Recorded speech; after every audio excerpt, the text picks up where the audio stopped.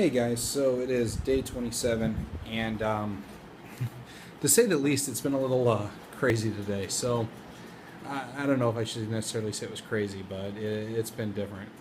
Um, Decided that I had a bunch of stuff I had to do today. Right, I wanted to go get a haircut. I needed some supplies for the apartment, and I needed to pack and ship some stuff home so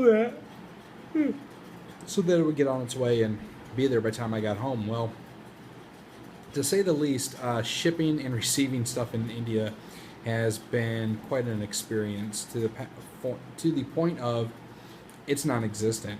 So, as a foreigner here, don't think you're just going to show up, buy a bunch of stuff, and ship it home. If you need something out of the country, you better have a really good game plan, and/or just plan on carrying the shit in your luggage because you just can't ship anything. They've got what's called a KYC, Know Your Customer, requirement here for UPS and DHL. And if you don't have, uh, if you don't have a record on file with them to say, this is your name, this is your passport, this is where you live, this is your phone number, this is a bill proving this is where you live in India, they're not shipping anything. So I can't get a bunch of boxes of souvenirs and gifts out of the country home. That's one issue.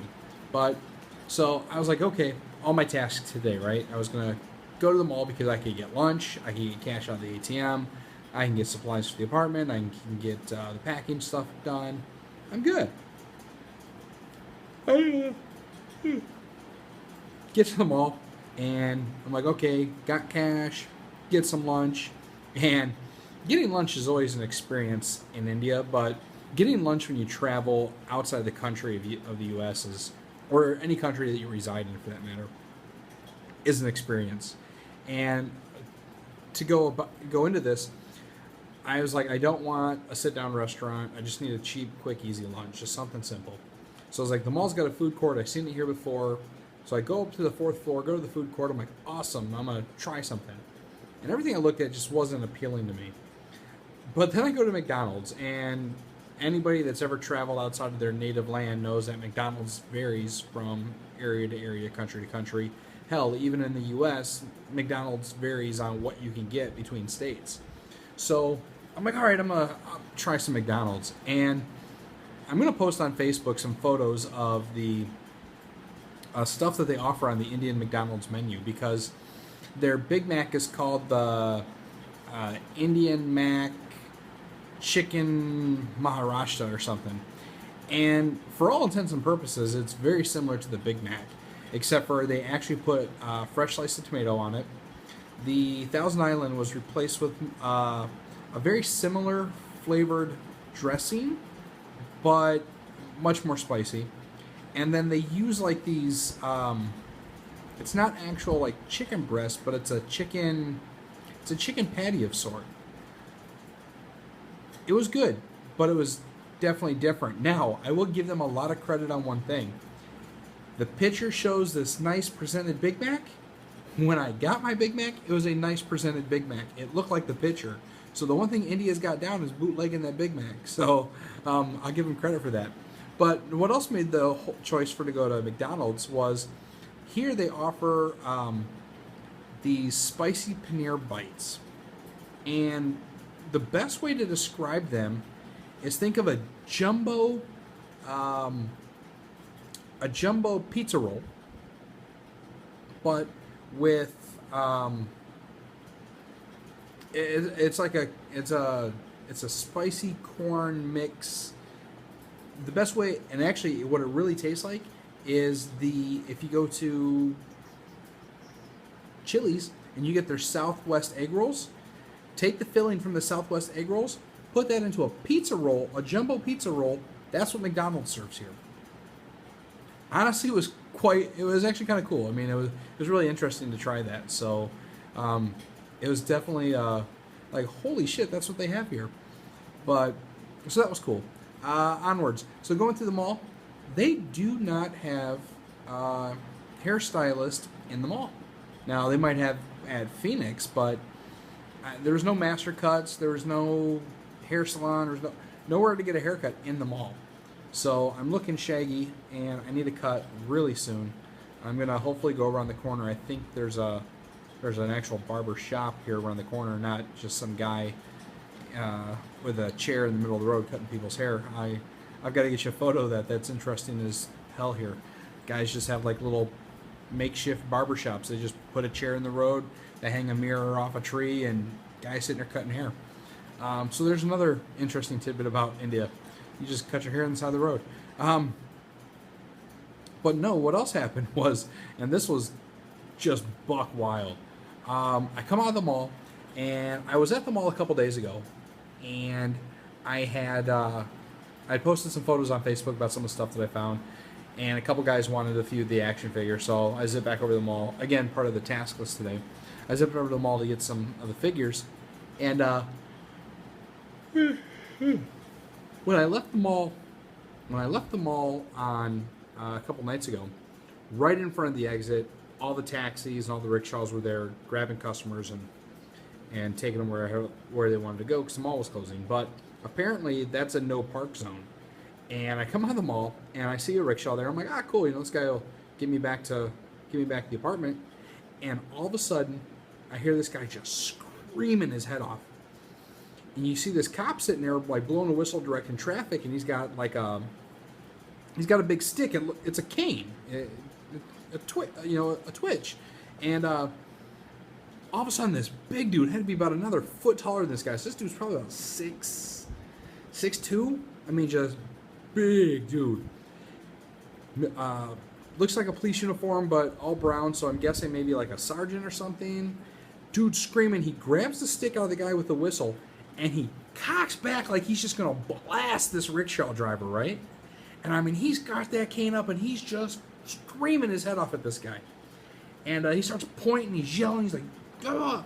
What I could tell was he wanted the guy to move. He wasn't allowed to park there. And the rickshaw driver, man, I mean, this dude looked like he was actually scared for his damn life. Because all of a sudden, man, dude like ducking a ball, and he jumped in the rickshaw. He was trying to get the thing started up, and the dude had a cane. He was whacking this guy's rickshaw. He's like, clack, clack, clack, screaming, pointing. I mean, dude loses his damn mind. So I almost got to see an actual caning. That was kind of cool. And then among other things or weird shit you see in India, things that are just normal to people here. We're in the rickshaw. We're busting ass back to the apartment, and there's these guys, and people ride motorcycles here, 3-4 deep, depending on if it's a family, like a couple little kids, guy driving the motorcycle, and a lady sitting in the back, or like 3 guys will be on a motorcycle riding, like they like overcram a motorcycle. Well, see this motorcycle with 2 guys on it. You got the motorcycle driver. The passenger is holding onto his shoulder with one hand. He's got his cell phone up, and he's holding it up to the ear of the driver. So the driver's doing a motorcycle, and he's got the phone. He's got some dude with his hand pressed up to him, holding the phone so he could talk. What? Crazy. What are some of the crazy things I've seen the last couple days? Well, the last video I told you about the bull and the cows. That was crazy. So yeah, some definitely weird stuff. Then I left my key in the taxi for the apartment, and luckily, like I said, I don't know. I posted on Facebook. I kind of lost my mind this morning. I almost lost my key and was having a really crappy day, and I don't know if it's the fact that I tipped the driver almost what it cost for the ride, because it was like 20 rupees, which it's like not even $2. It's not even that, because it's 60 rupees for $1. So, I mean, it's like 30 cents for the cab ride. So I gave the guy another 20 rupees for the tip, because our city mall's a nice little clip here. And, the guy was like, really ecstatic that I gave him, a tip the size of the ride. So luckily he actually returned the key to the security guys, and the security guys, by the way, I noticed this with security, you can buy them with brownies, cookies, snacks. I do this shit at headquarters all the time. The security guys actually got the key, came up and delivered it to the apartment. I was trying to tag through the Wi-Fi through the door so I get the phone number to the people that own this place to let me in, drop off my bag so I can go back and try to find the key. And the security guys actually brought the key to me. So last few days, I'll make a run, whatever, and on the way home I'll grab a brownie or something, a little snack, a little dessert. Last couple days I've brought a couple brownies back for the security guys, or the other day I bought a personal pizza, and the guys look like they haven't eaten all day, so I brought them one for the late shift, and it pays to pay off the security guy. That's all I'm saying. You'd be surprised what you can buy with food. Cash not necessarily required. Today's just been like one thing after another. It really has. I mean, shit just keeps dominoing. And now it's almost 1 o'clock in the morning here. I'm a little tired, but I didn't get to bed. Sorry, I didn't get to bed till almost 6 o'clock this morning. So my sleep pattern's totally off again. It's been sleeping rough as shit for the last week. It's crazy. And the weather here has been insane. It's been extremely hot and muggy. Sprinkle, it'll be hot and muggy. Cool down a little bit at night. Hot and muggy in the morning. And today we actually had a full-on frickin' thunderstorm. Almost, their monsoon. I mean, trees were blowing. Just rain was just pouring down. And that lasted for about, 3 hours. So, finally got to see what an Indian monsoon's like. But, so that's it, guys. I'm going to cut it. We'll see what tomorrow brings. I'm going to tell you what the experience of getting a haircut's like in India. And we'll see what else I can get my hands on. It's festival season. There's a festival next week. I've been telling you the last few videos that it's festival season. And next week's going to kick off one of the first festivals here in India. And everybody's starting to decorate. And if I can remember or figure out where I was at, I'm going to go back past this temple that was decorated for celebration, and I kid you not, it looked like a carnival.